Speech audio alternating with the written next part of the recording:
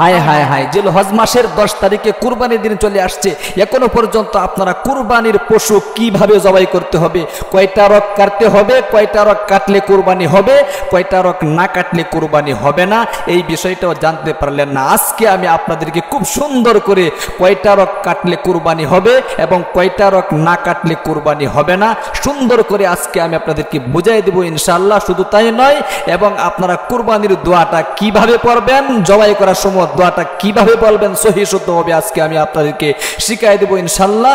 খুব ভালোভাবে মনোযোগ সহকারে ভিডিওটা দেখতে থাকুন, স্কিপ করে চলে গেলে কিন্তু এই আমলগুলো শিখতে পারবেন না। কারণ কষ্ট করে আপনি কুরবানির পশুগুলো কিনলেন, কিন্তু এখন যদি আপনি নবীর তরিকা অনুযায়ী জবাই করতে না পারেন তাহলে কিন্তু আপনার কুরবানি হবে না। শুধু শুধু কষ্ট করে টাকা দিয়ে কুরবানি কিনে আনলেন। সম্মানিত প্রিয় দিনী ভাই এবং বোনেরা, এই জিলহজ মাস কিন্তু অত্যন্ত গুরুত্বপূর্ণ মাস, কারণ এই জিলহজ মাসের মধ্যে কিন্তু ঈদুল আজহা রয়েছে, এই জিলহজ মাসের মধ্যে কিন্তু হজ রয়েছে, এই জিলহজ মাসের মধ্যে কিন্তু কুরবানি রয়েছে। শুধু তাই নয়, এই জিলহজ মাসের মধ্যে 1 তারিখ থেকে নিয়ে 9 তারিখ পর্যন্ত নফল রোজা রয়েছে। নবী করিম সাল্লাল্লাহু আলাইহি সাল্লামের হাদিসের মধ্যে পাওয়া যায় 1 তারিখ থেকে নিয়ে 9 তারিখ পর্যন্ত যদি কোনো আল্লাহর বান্দাবান্দি এই রোজাগুলো রাখতে পারে, আল্লাহ তাআলা তার 1 বৎসর রোজা রাখলে যে সব, সেই সব তার আমলনামার মধ্যে দিয়ে দিবে। আর রাত্রি জাগরণ করে যদি আল্লাহর কোনো বান্দা রাত্রি জাগরণ করে 2 রাকাত নামাজ পড়তে পারে, রাত্রি জাগরণ করতে পারে, দোয়া দুরূদ করতে পারে, জিকির আজকার করতে পারে, করতে দেরি হবে, তার কপালটা খুলতে দেরি হবে না। 1 বৎসর ইবাদত করলে যে সব, আল্লাহ তাআলা তার আমলনামার মধ্যে সেই সব দিয়া দিবে। লাইলাতুল কদরে ইবাদত করলে যে সব, আল্লাহ তাআলা তার আমলনামার মধ্যে সেই সব দিয়া দিবে। একবার বলুন সুবহানাল্লাহ। প্রিয় দিনী ভাই এবং বোনেরা, এই জিলহজ মাসের মর্যাদা নিয়ে নবী করিম সাল্লাল্লাহু আলাইহি ওয়াসাল্লাম 1 নম্বর যে ইবাদতটা করতেন সেটা হলো তিনি জিলহজ মাসের চাঁদ ওঠার আগে হাতের নখ, মাথার চুল এবং গুপ্তস্থানের চুলগুলো পরিষ্কার করে নিতেন। 2 নম্বরে আইয়ামে তাশরিকের আমলগুলো নবী করিম সাল্লাল্লাহু আলাইহি ওয়াসাল্লাম করতেন, অর্থাৎ 9 জিলহজ ফজরের পর থেকে নিয়ে 13 জিলহজ আসর পর্যন্ত নবী করিম সাল্লাল্লাহু আলাইহি ওয়াসাল্লাম আইয়ামে তাশরিক প্রত্যেক ফরজ নামাজের পরে একবার দিতেন। আমাদেরকেও দিতে হবে, কারণ একবার আইয়ামে তাশরিক বলাটা 9 জিলহজ ফজরের পর থেকে নিয়ে 13 জিলহজ আসর পর্যন্ত প্রত্যেক ফরজ নামাজের পরে নরনারীদের জন্য একবার বলা কিন্তু আপনার ওয়াজিব হিসাবে সাব্যস্ত করা হয়েছে। এরপরে 3 নম্বরে নবী করিম সাল্লাল্লাহু আলাইহি ওয়াসাল্লাম যে আমলটা করতেন 1 তারিখ থেকে নিয়ে 9 তারিখ পর্যন্ত নবী করিম সাল্লাল্লাহু আলাইহি ওয়াসাল্লাম কিন্তু নফল রোজা রাখতেন। আল্লাহু আকবার, আল্লাহু আকবার। একদিন নফল রোজা রাখলে 1 বৎসর নফল রোজা রাখলে যে সওয়াব, আল্লাহ তাআলা তার আমলনামার মধ্যে সেই সওয়াব দিয়ে দিবে। আল্লাহু আকবার, আল্লাহু আকবার। সম্মানিত প্রিয় দিনী ভাই এবং বোনেরা, শুধু তাই নয়, নবী করিম সাল্লাল্লাহু আলাইহি ওয়াসাল্লাম জিকির করতেন, দান সদকা করতেন এবং বেশি বেশি ইস্তেগফার পড়তেন, বেশি বেশি করে ইস্তেগফার পড়তেন এবং তওবা করতেন।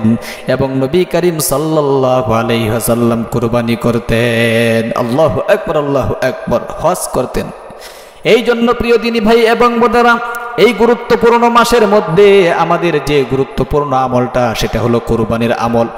সুন্নত তরিকায় কিভাবে আপনারা কুরবানিটা করবেন সেই প্রসেসটাই আজকে আমি আপনাদেরকে সুন্দর করে বুঝাই দেব ইনশাআল্লাহ। কুরবানির পশুর ব্যাপারে নবী করিম সাল্লাল্লাহু আলাইহি ওয়াসাল্লাম বলেছেন, সর্বনাশ, কুরবানির পশুর যেন কষ্ট না হয়, খুব আসানের সাথে সহজভাবে কুরবানির পশুকে তোমরা কুরবানি করবা। ভালো করে পাগুলো বাঁধবা, বাঁধার পরে কেবলামুখী করবা, পশ্চিম দিকে ফিরাইবা। আমাদের কেবলা যেহেতু পশ্চিম দিকে, এই জন্য গরুকে পশ্চিম দিকে আপনাকে কেবলামুখী করে শোয়াতে হবে। কেবলামুখী করে শোয়ায়ে তারপরে জবাই করবে কি, অর্থাৎ যে ব্যক্তি কুরবানি দিতেছে যদি শরীকানা হয় তাহলে একজন কুরবানি জবাই করবে, অর্থাৎ কুরবানির মালিক যে।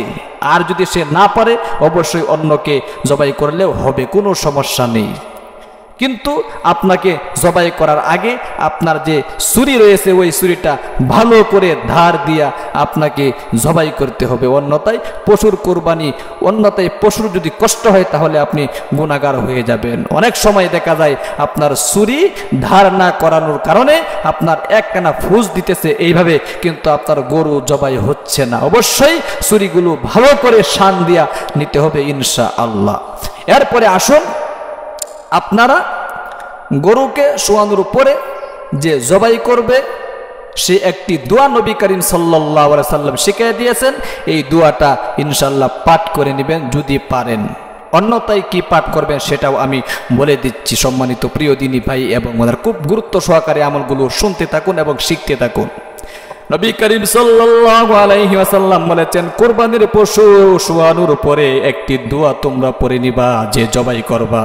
দোয়াটা হলো, নবী করিম সাল্লাল্লাহু আলাইহি ওয়াসাল্লাম বলেছেন, ইন্নী ওয়াজ্জাহতু ওয়াজহিয়া লিল্লাযী ফাতারাস সামাওয়াতি ওয়াল আরদা হানিফাও ওয়া মা আনা মিনাল মুশরিকিন ইন্না সালাতি ওয়া নুসুকি ওয়া মাহইয়ায়া ওয়া মামাতি লিল্লাহি রাব্বিল আলামিন লা শারীকা লাহু ওয়া বিযালিকা উমিরতু ওয়া আনা আউয়ালুল মুসলিমিন। আল্লাহু আকবার। লম্বা দোয়া, যদি পারেন তাহলে কি পড়বেন, অন্যথায় যদি না পারেন তাহলে কোনো সমস্যা নেই, আপনি বিসমিল্লাহ বলে কি করবেন, জবাই করবেন। বিসমিল্লাহি আল্লাহু আকবার এতটুকু তো বলতে পারবেন। আল্লাহু আকবার যদি না বলতে পারেন অবশ্যই বিসমিল্লাহ বললেও কি আপনার হবে। দেখেন খুব গুরুত্ব সহকারে মাসআলাটা শুনুন। গরু জবাই করার সময় অবশ্যই আপনাকে বিসমিল্লাহ বলতে হবে। বিসমিল্লাহ যদি আপনি ইচ্ছাকৃতভাবে না বলেন তাহলে আপনার জবাই কিন্তু হবে না। এই গরুকে শরীয়ত মৃত বলে ঘোষণা করা হয়েছে। আর যদি আপনি ইচ্ছাকৃতভাবে নয় বরং ভুলবশত বিসমিল্লাহ বলেন নাই তাহলে কি আপনার কি জবাই করা হবে, কোনো সমস্যা নেই। কিন্তু আপনি বিসমিল্লাহ বলে কি করবেন, জবাই করবেন। ভুলবশত যদি আপনার মনে না থাকে তাহলে কোনো সমস্যা নেই, কিন্তু আপনি বিসমিল্লাহি আল্লাহু আকবার বলে, কুরবানি যেহেতু একটা মহত্ব, এই কুরবানির কথা কিন্তু কোরআন শরীফের মধ্যে উল্লেখ করা হয়েছে। আল্লাহ তাআলা কায়দা বলেন, ইন্না আ'তাইনাকাল কাউসার ফাসাল্লি লিরাব্বিকা ওয়ানহার। দেখেন এখানে আল্লাহ তাআলা নবীকে সম্বোধন করে বলতেছে, ওগো আল্লাহর রাসূল, অবশ্যই আমি আপনাকে হাউজে কাউসার দান করেছি। ফাসাল্লি লিরাব্বিকা ওয়ানহার, দুইটা শর্তের বিনিময়ে একটি হলো আপনাকে নামাজ পড়তে হবে, 2 নম্বর হলো আপনাকে ওয়ানহার মানে কুরবানি দিতে হবে। তাহলে কুরবানির কথা কিন্তু আল্লাহ তাআলা উল্লেখ করেছেন কোরআন শরীফের মধ্যে। আরেক আয়াতে আল্লাহ বলেন, লা ইয়ানালাল্লাহা লুহুমুহা ওয়ালা দিমাউহা ওয়ালাকিন ইয়ানালুহু তাকওয়া মিনকুম। আল্লাহ বলেন, তোমাদের কুরবানির পশুর গোশত এবং রক্ত আমার নিকট পৌঁছে না, আমার নিকট পৌঁছে শুধু তোমাদের তাকওয়া। তোমরা কি আমাকে খুশি করার জন্য কুরবানি করতেছো, নাকি গোশত খাওয়ার নেওতে কুরবানি করতেছো, নাকি অন্য তোমাকে ভালো বলবে, দানবীর বলবে এই জন্য বড় বড় পশু কুরবানি করতেছো? এটা আমার নিকট পৌঁছে না, আমার নিকট পৌঁছে শুধুমাত্র ওয়ালাকিন ইয়ানালুহু তাকওয়া মিনকুম। আল্লাহু আকবার। তাহলে কুরবানির কথা কিন্তু কোরআন শরীফের মধ্যেও কিন্তু উল্লেখ করা হয়েছে। আল্লাহু আকবার। এই জন্য প্রিয় দিনী ভাই এবং বোনেরা, তাহলে আসুন জবাই করার সময় যদি মালিকে, অর্থাৎ আপনি কুরবানির কি মালিক, আপনি কুরবানি দিতেছেন, আপনি কুরবানি জবাই করতে না পারলে অবশ্যই অন্যের মাধ্যমে কুরবানি জবাই করাবেন। এবার আসুন, কুরবানির পশুর কিন্তু 4টা রগ রয়েছে। একটা রগকে বলা হয় শ্বাসনালী, আরেকটা রগকে বলা হয় কাদ্যনালী, আর 2টা রগ হলো সাহারক, অর্থাৎ আরবি ভাষায় বলা হয় ওয়াজজাইন, অর্থাৎ 2 সাইডে, ঘাড়ের 2 সাইডে কি 2টা রগ রয়েছে। এই 2টা রগকে সাহারক কি বলা হয়ে থাকে। তাহলে আপনাকে আবার বুঝতে হবে এই 4টা রগের কয়টা রগ কাটলে আপনার কুরবানি হবে, অন্যথায় কুরবানি হবে না। এটাই হলো আমাদের কি মূল আলোচনা। অবশ্যই আপনারা ভালো করে খেয়াল করে শুনুন। দেখেন, একটা হলো কাদ্যনালী, যেটা দিয়ে কি আপনার খাদ্য খায়, আর একটা হলো শ্বাসনালী, যেটা হলো কি, যেটা দিয়ে কি, যে রগ দিয়ে শ্বাস টানে, আর 2টা রগ হলো ওয়াজজাইন, অর্থাৎ আপনার কি সাহা 2টি রগ রয়েছে, 2 সাইডে ঘাড়ের এই সাহা 2টি রগ রয়েছে। 4টি রগের কমপক্ষে 3টা রগ আপনাকে কি কাটতে হবে। যদি 2টা কাটেন আর 2টা বাকি থাকে তাহলে কুরবানি হবে না। 3টা রগ আপনাকে কাটতে হবে কমপক্ষে।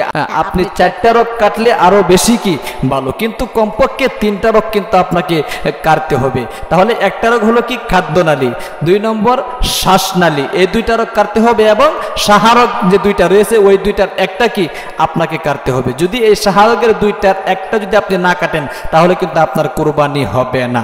অবশ্যই দুইটা শাহরগ কাটলে আপনি যদি কাটতে পারেন তাহলে আরো কি আর বাতরি কাহলাই কি ভালো। তাহলে বুঝতে পেরেছেন কয়টা রগ রয়েছে? 4টা রগ রয়েছে। 4টা রগের 3টা রগ কমপক্ষে আপনাকে কাটতে হবে। আবার ভালো করে খেয়াল করে শুনুন, আমি আবারও বলতেছি।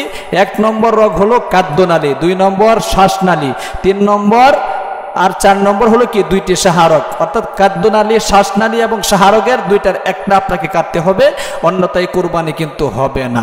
দেখেন আরো কিছু গুরুত্বপূর্ণ বিষয় হলো, অনেকে কষাইয়ের মাধ্যমে গরু জবাই করে, আর এই কষাই যখন গরু জবাই করে তখন গরুর দম যখন দিতে যায় তখন সে ছুরি দিয়া ফার দেয়। এভাবে কিন্তু আপনার গুনাহ হবে, কারণ এখানে যদি গরু এই হাড়ের কারণে কি মৃত্যুবরণ করে জবাইয়ের কারণে না মরে তাহলে কিন্তু এখানে জবাই বলে গণ্য করবে না শরীয়ত। অনেকে আছে আপনার দম যাওয়ার আগেই কি করে সে পায়ের এই গোছাগুলোর মধ্যে ছুরিতে কি করে ফুজ দিয়া দেয়। তাহলে এই ফুজ দেওয়ার কারণে আপনার অনেক অভিজ্ঞ ডাক্তাররা বলেছেন, এমনকি শরীয়ত বলেছেন, এই ফুজ দেওয়ার কারণে যদি এই গরুর দম আপনার চলে যায় তাহলে অবশ্যই এটাকে মৃত বলে ঘোষণা করা হবে, জবাই বলে ঘোষণা করা হবে না, এটা শরীয়ত বলেছে। সুতরাং আপনারা দম যাওয়ার আগে পায়ের মধ্যে কি করবেন না, এভাবে ছুরি দিয়ে ফুজ দিবেন না, দম গিলে তারপরে আপনাকে ফুজ দিতে হবে। সম্মানিত প্রিয় দিনী ভাই এবং ওনারা, তাহলে অবশ্যই আমি আপনাদেরকে কিভাবে কুরবানির পশু জবাই করতে হবে, কয়টা রগ কাটলে কুরবানি হবে, কয়টা রগ না কাটলে কুরবানি হবে না, এবং এটা বলে দিয়েছি। শুধু তাই নয়, কিছু আমলও আপনাদেরকে বলে দিয়েছি কি কি আমলগুলো করবেন। অবশ্যই এই জিলহজ মাসে, বরকতপূর্ণ মাসে আপনারা আমলগুলো করবেন। ভালো থাকবেন, সুস্থ থাকবেন। ও হ্যাঁ, আমাদের এই ইসলামিক চ্যানেলটাকে আপনারা সাবস্ক্রাইব করে পাশে থাকা বেল আইকনটি অন করে দিবেন, লাইক কমেন্ট শেয়ার করে অন্যকে শেখার সুযোগ করে দিবেন। দেখেন কষ্ট করে ভিডিও বানাচ্ছি, কমপক্ষে একটা লাইক আপনারা দেওয়া যাবেন, কারণ আমরা এই কষ্ট করে ভিডিও বানাচ্ছি, আপনাদেরকে বলতে পারি একটা লাইক অবশ্যই আপনারা দিবেন যারা যারা ভিডিও দেখেন। ইনশাআল্লাহ ভালো থাকবেন, সুস্থ থাকবেন। দেখা হবে পরবর্তী ভিডিওতে। আসসালামু আলাইকুম ওয়া রাহমাতুল্লাহি ওয়া বারাকাতুহু।